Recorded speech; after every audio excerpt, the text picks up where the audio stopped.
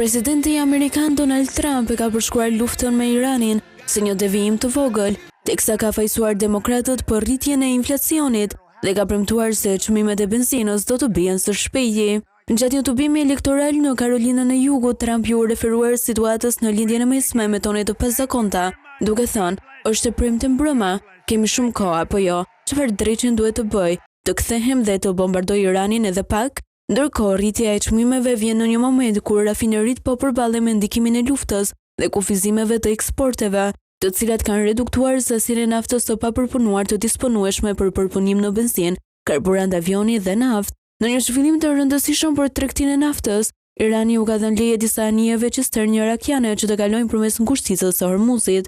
Vendimi erdhi pas kërkesave të përsëritura nga Bagdadi dhe ishte një nga çështjet kryesore të diskutuara gjatë vizitës së kryetarit të parlamentit iranian.